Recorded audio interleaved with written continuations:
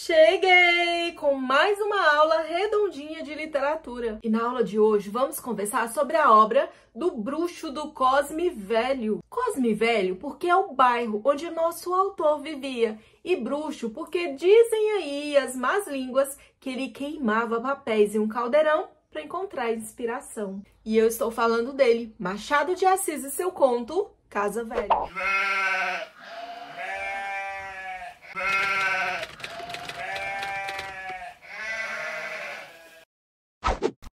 Todo mundo já sabe que Machado de Assis é o maior escritor da língua brasileira e ele escreveu grandes histórias, grandes clássicos da literatura. Um clássico da literatura universal é um livro que, tendo sido escrito séculos atrás, reverberou naquela época e fazia todo sentido. E que agora, nos tempos atuais, ainda ressoa e faz sentido e faz sentir o leitor.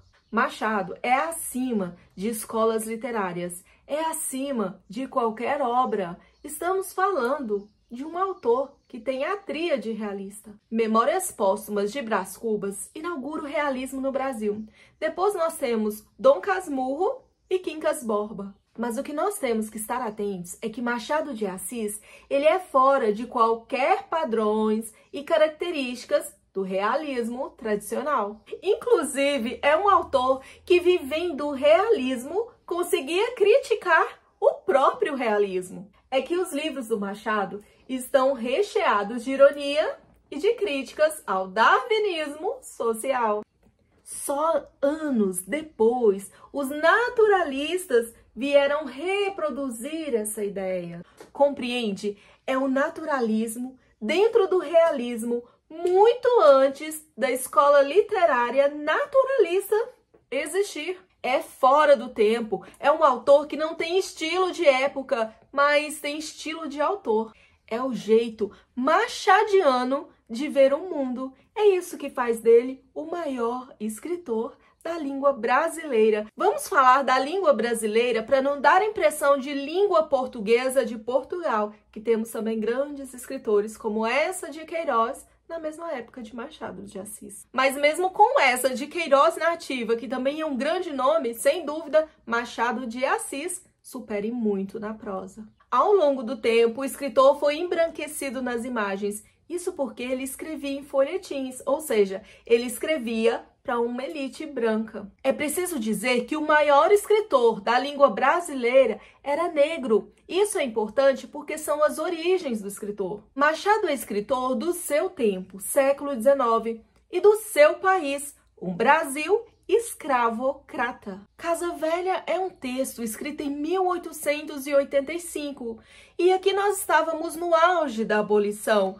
uma abolição que nunca existiu, lembre-se disso. No século XIX, nós vamos ter várias correntes de ideias diferentes. Nós temos no mundo o darwinismo, o determinismo, o cientificismo, o humanismo, Marx e sua crítica ao capital.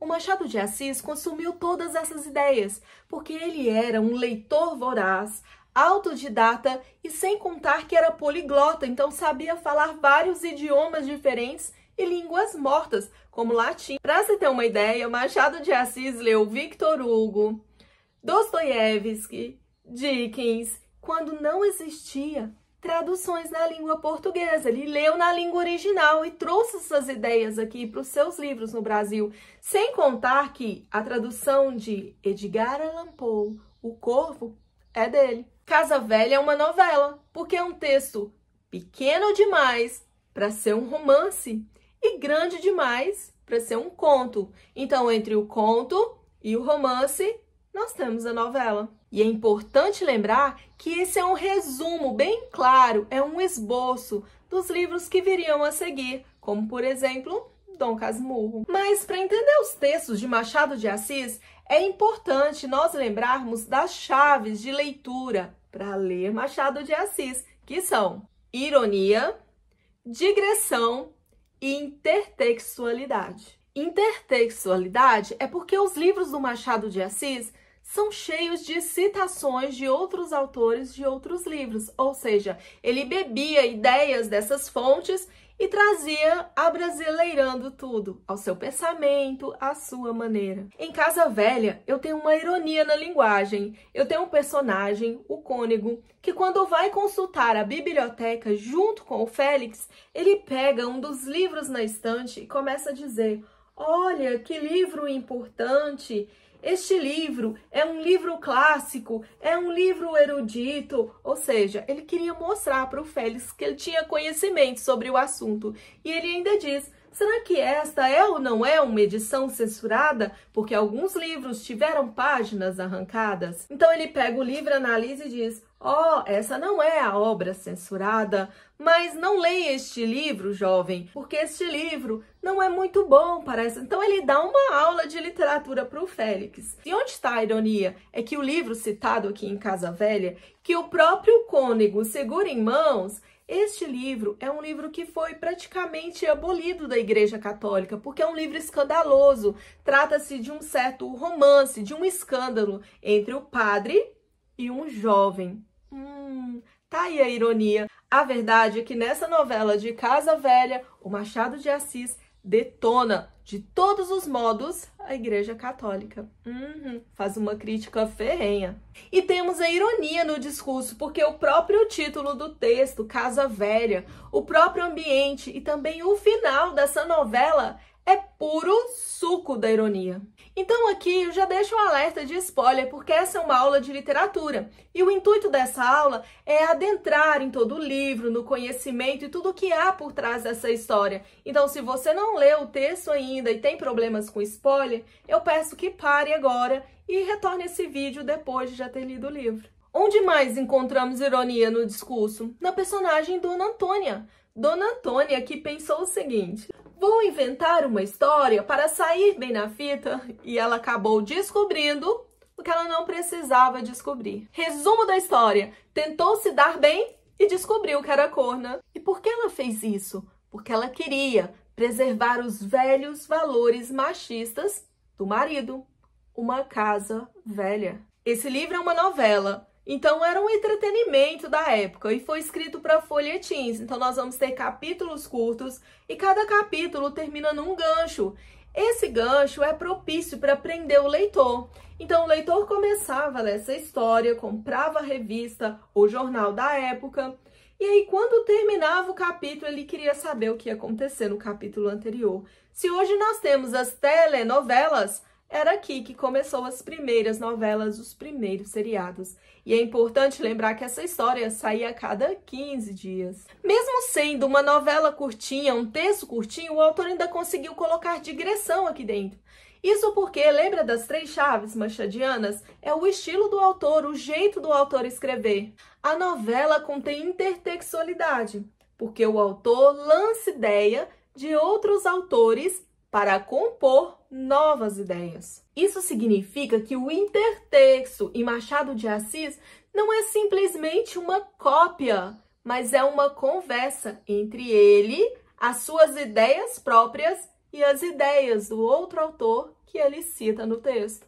É por isso que, de verdade, Machado de Assis é muito difícil de ler e muito difícil de entender, porque é tanta ironia, é tanta entrelinha, que muitas vezes nós ficamos presos apenas no pano de fundo. Então, Machado de Assis não é para ser feito uma leitura superficial. Ele é um escritor com uma profundidade incomensurável. Casa Velha foi publicada ao longo de 1 ano neste folhetim.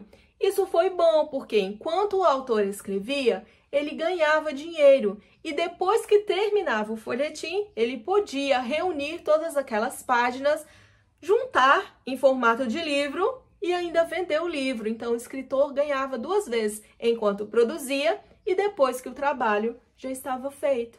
Temos que lembrar que nessa época era o auge da geração romântica no mundo.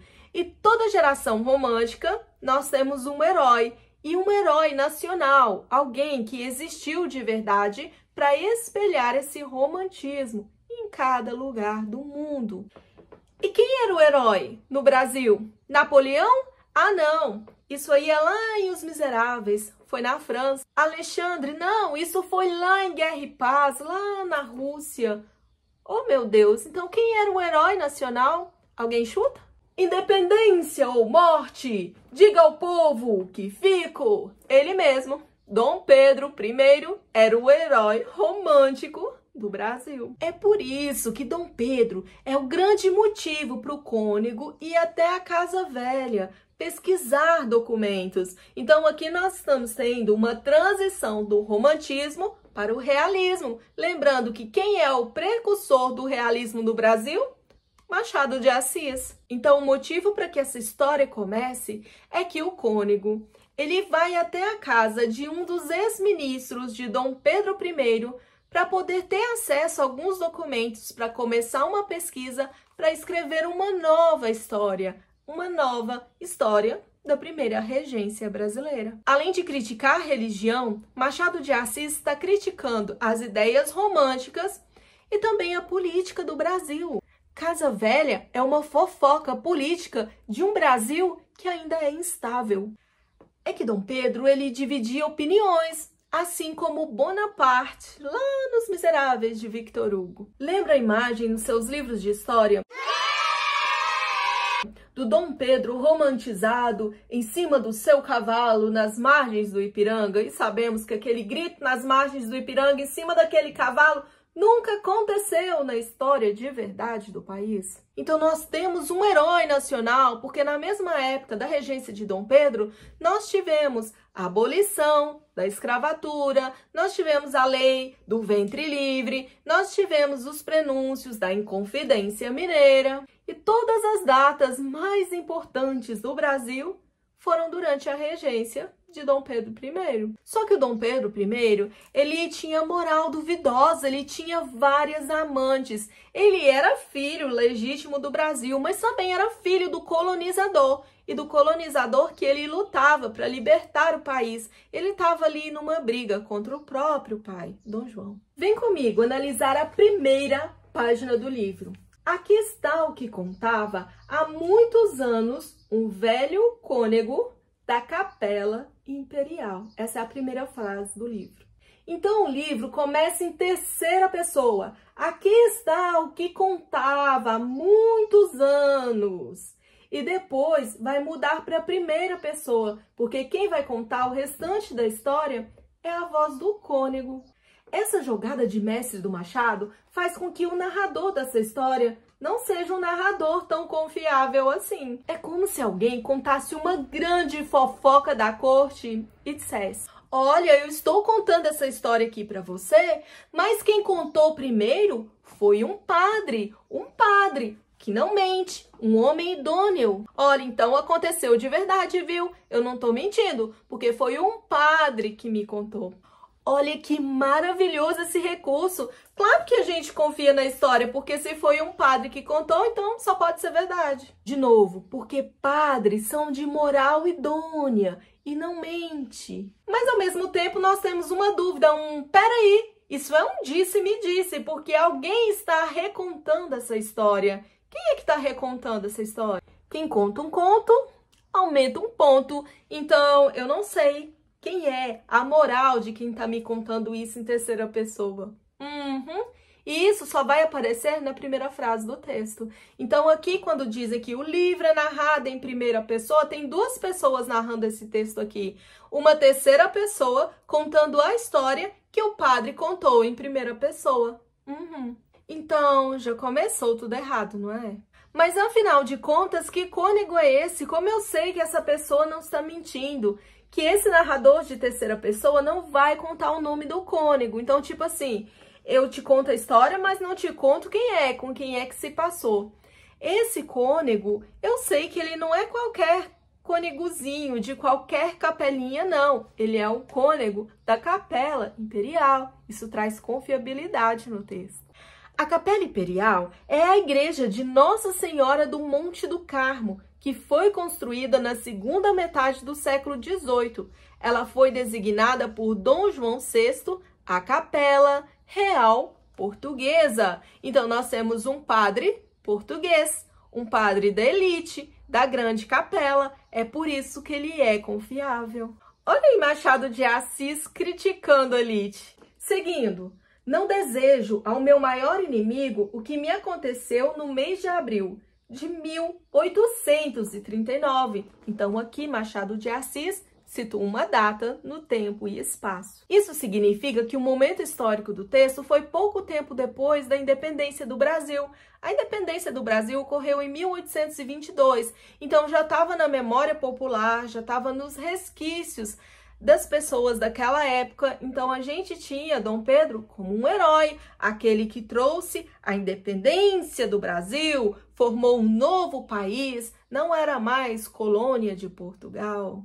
Tinha me dado na cabeça escrever uma obra política, a história do reinado de Dom Pedro I. Até então, desperdiçar algum talento em 10º sonetos, muitos artigos de periódicos e alguns sermões que cedia a outros, depois que reconheci que não tinha os dons indispensáveis ao púlpito. Então, primeiro Machado ironiza que era para ser uma obra política. Então, o que esse padre em primeira pessoa nos conta? Que ele não tem os dons indispensáveis ao púlpito. O que significa? Que ele não tem vocação para ser padre. Então, é aqui na primeira folha que o Machado de Assis já lança a hipocrisia desse narrador, porque o padre ele vai se apaixonar pela Lalau. Agora me diga, leitor, esse narrador é mesmo confiável por ser padre? É nesse momento que Machado de Assis está criticando a política de Dom Pedro I, a suposta independência do Brasil e a igreja. Será mesmo que um homem, por ser padre, ele deixa de ter sentimentos humanos? Ele deixa de ter sentimentos de homem, porque ele é que absolve os pecados. Mas se ele é um homem, ele não peca também? E a resposta dessa dúvida está logo na próxima frase. No mês de agosto de 1838, li as memórias de um outro padre, Luiz Gonçalves dos Santos, o padre Perereca, chamado, olha o nome que o Machado de Assis dá para esse padre, Padre Perereca. O que é uma perereca? Perereca é um bicho do brejo que pula para cá e pula para lá, conforme os seus interesses. Saca mais. Escreveu no tempo do rei. Então agora ele está comparando o reinado do pai, Dom João, com o reinado do filho. O que mudou? Vocês vão perceber que no decorrer do tempo, o próprio Machado diz que a sociedade não mudou coisa nenhuma, é tudo um jogo de interesses. E foi esse livro que me meteu em brios. Achei-o seguramente medíocre.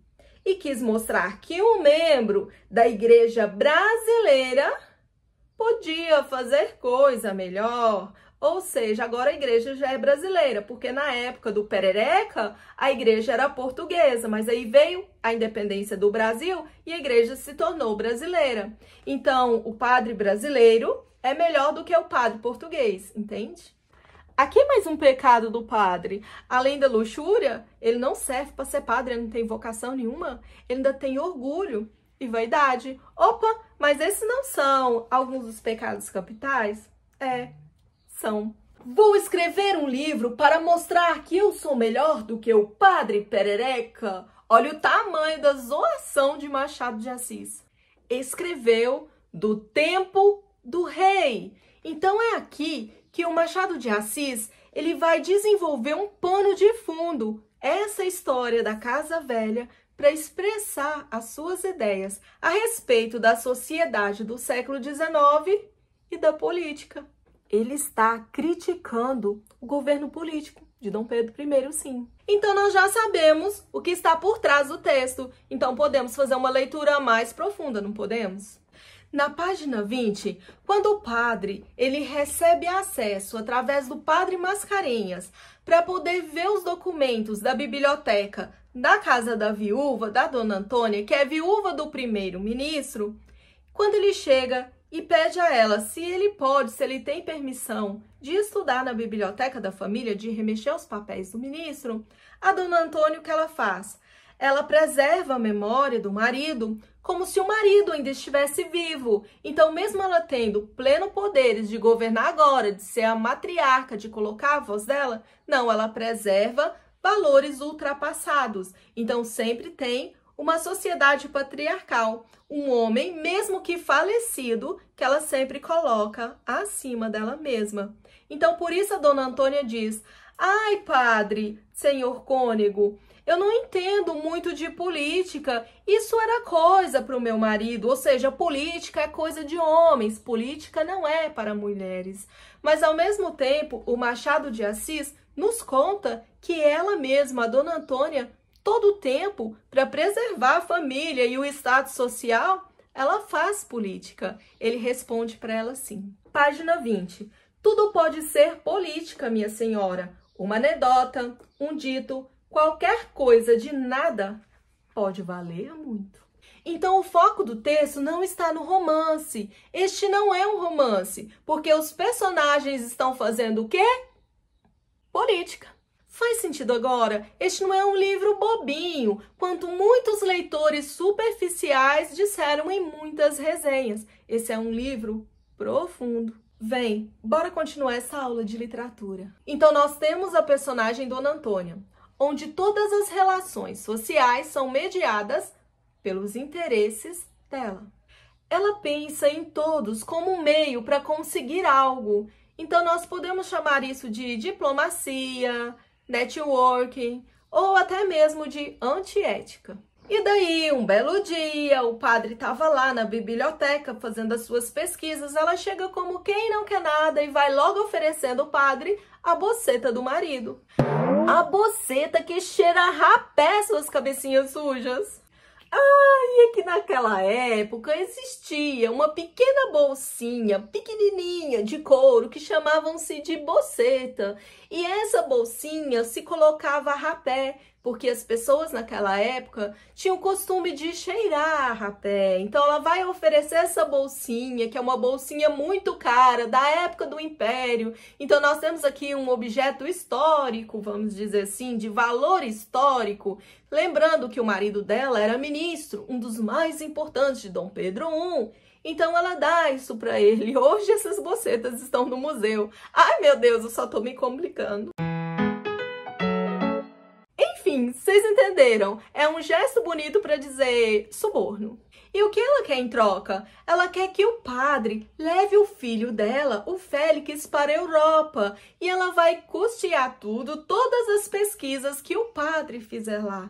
Nossa, como ela é uma boa mecenas. Na verdade, qual é a intenção dessa benfeitoria toda, dessa bondade toda? É que a Dona Antônia quer afastar o filho, o Félix, da agregada, Lalau. E aí vocês vão ver toda a ironia, o que há por trás de toda a bondade escondida na sociedade da época. Aí o padre fica curioso e pergunta: onde está Lalau? Então pega seu livro e consulta a página 30. Anda, vai lá, se você tá aqui pela FUVEST, você vai ter que fazer prova deste livro.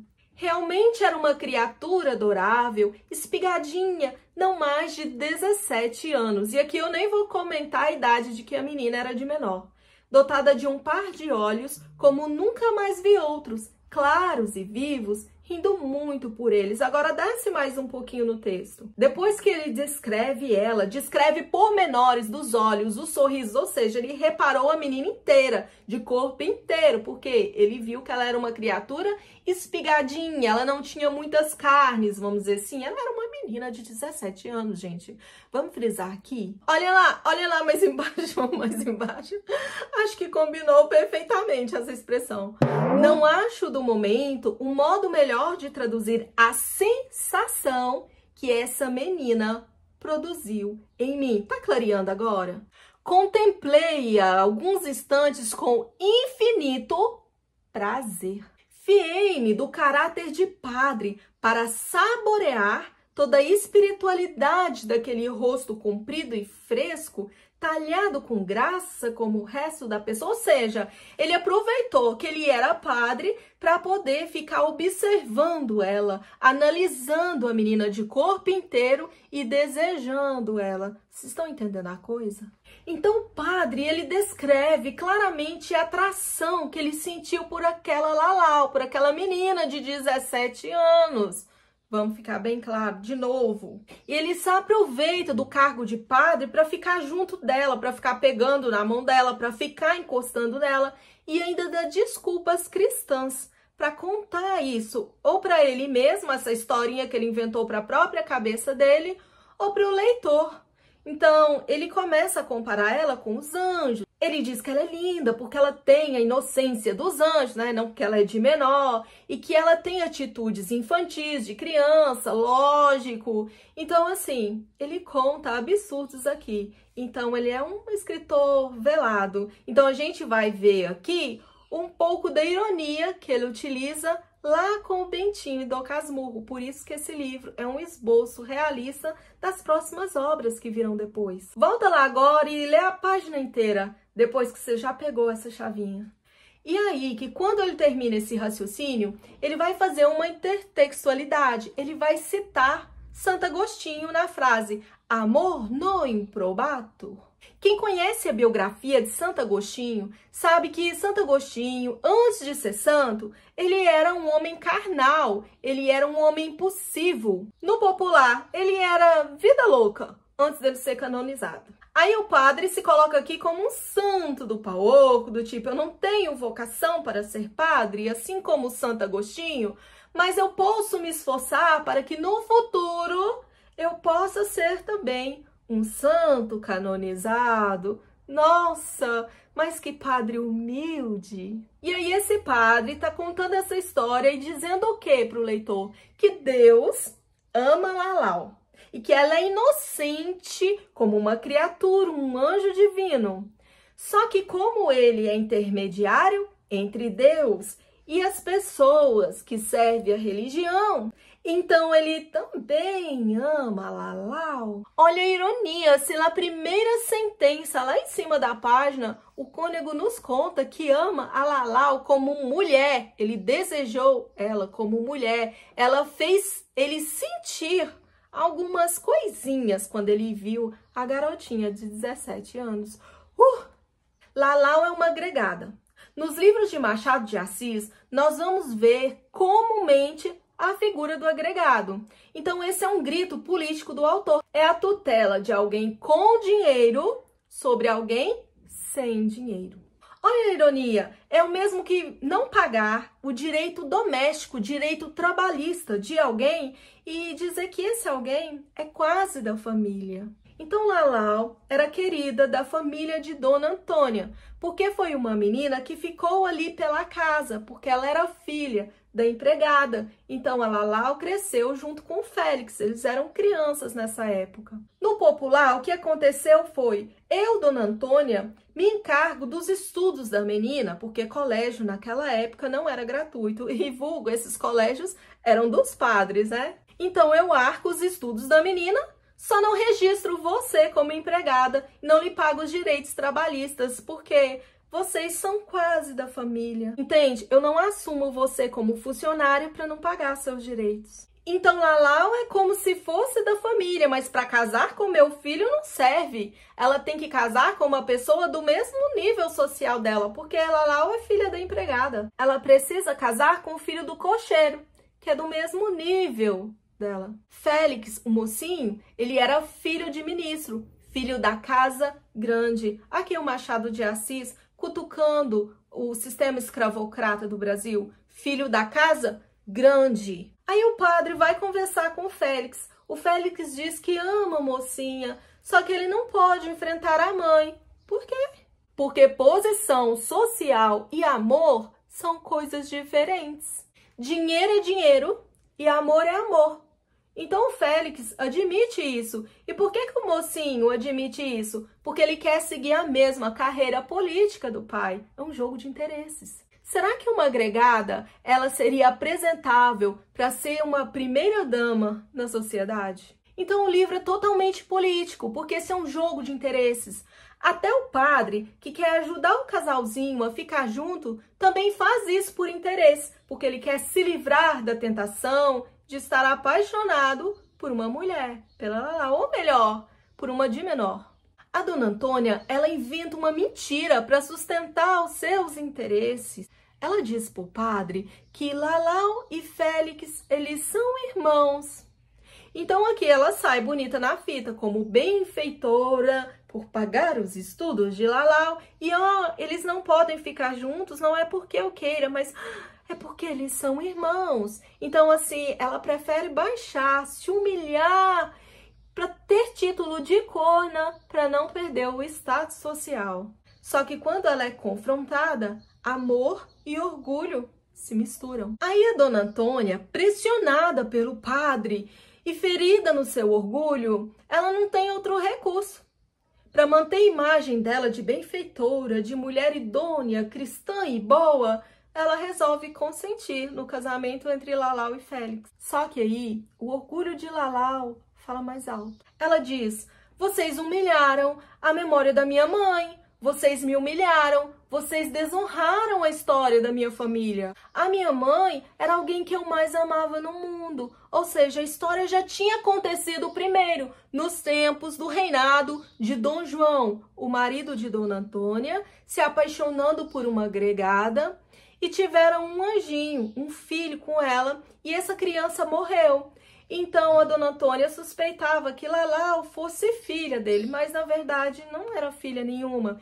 Esse homem era um grande ministro do rei e para manter a posição política, ele casou com uma dama da sociedade, a Dona Antônia, a senhora. E a mãe da Lalau? A mãe da Lalau, se quisesse, ia trabalhar de empregada doméstica na casa do ministro. Aí eles iam ficar próximos, ele se aproveitava da mãe de Lalau e ao mesmo tempo sustentava os estudos da menina. Vocês estão entendendo? Abriu agora? Pô, explodiu aí a cabeça. Ai, agora eu entendi. Ah, sim, ficou tudo claro? Ah, agora eu entendi. Agora eu saquei! Agora todas as peças se encaixaram! Então aqui Lalau é a esperança da humanidade, o agregado em Machado de Assis, sempre alguém digno, alguém idôneo, alguém verdadeiro, que não é capaz de fazer qualquer coisa por dinheiro ou status social, alguém que quer levar uma vida de verdade, alguém genuíno. É por isso que a Lalau, ela aceita se casar com o filho do cocheiro.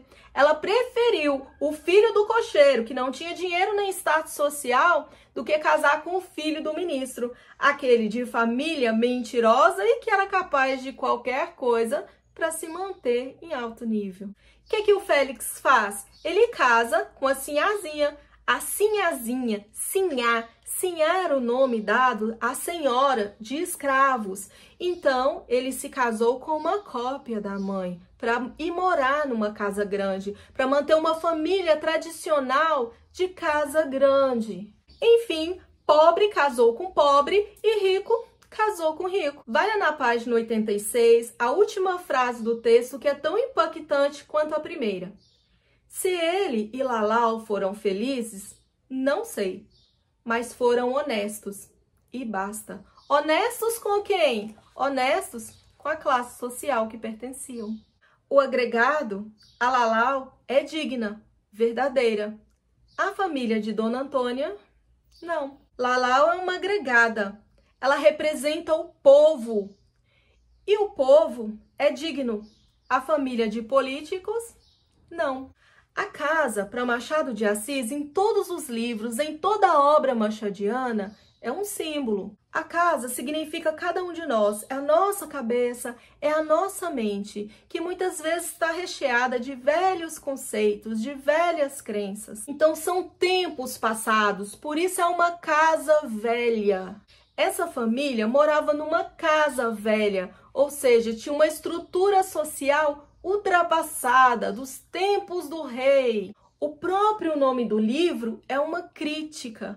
Vai vendo, o autor, neste livro, critica a falsidade das relações sociais. Por isso que esse livro não é um romance, é um livro realista, um espelho da sociedade da época. E aqui eu vou deixar um aviso que eu não me canso de dizer nesse projeto Leia Clássicos. Um clássico da literatura universal não é um romance, não é a história em si. A história é um pano de fundo para as ideias do autor. Então, quem lê só o pano de fundo, quem entende só a história que está se passando aqui, lê o livro de forma rasa. Então, leu, mas não entendeu nada. Por isso, você, leitor, que está aqui porque vai prestar um vestibular, um concurso, ou você mesmo que está lendo para adquirir cultura, cuidado com a resenha, cuidado com resenhas rasas. Quando você for ler um livro clássico da literatura universal, que não é um livro de entretenimento,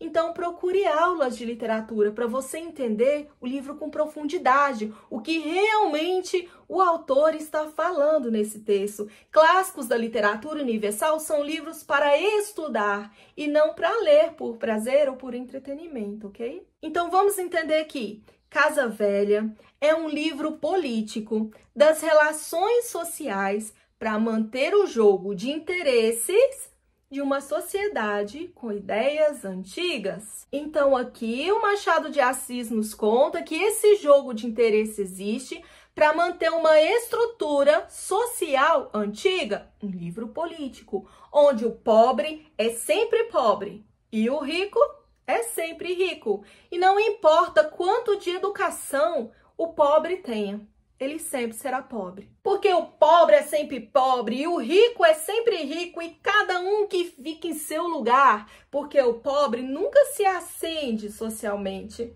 nem mesmo através de casamento. E esquece. Ok, quem está dizendo isso não sou eu, mas é a ideia do autor. Essa é a grande revelação de Casa Velha, de Machado de Assis. Quem tem berço tem, meu amor, e cada um no seu quadrado. Isso é muito forte, porque nós estamos falando de um autor negro, do maior autor da língua portuguesa, de um autor que foi político, um autor super inteligente, autodidata, que falava altas línguas estrangeiras, vivas e mortas, que tinha ideias mirabolantes, que tinha todas essas ideias que vinham de fora. E mesmo assim, o próprio autor foi embranquecido para que os seus livros pudessem ser vendidos e que os seus folhetins pudessem ser lidos. Então, Machado de Assis, depois do pano de fundo, é realmente o autor confiável dessas ideias. Então, esses são os estudos de hoje. Espero muito ter ajudado a ter um olhar mais crítico sobre Casa Velha. E agora vocês já sabem que essa não é uma historinha tão bobinha quanto dizem por aí. Espero que vocês aproveitem muito essa leitura, cada frase, cada ideia do autor, lendo esse texto com profundidade, porque quanto mais as ovelhas leem, mais negras elas ficam. Te espero no próximo vídeo.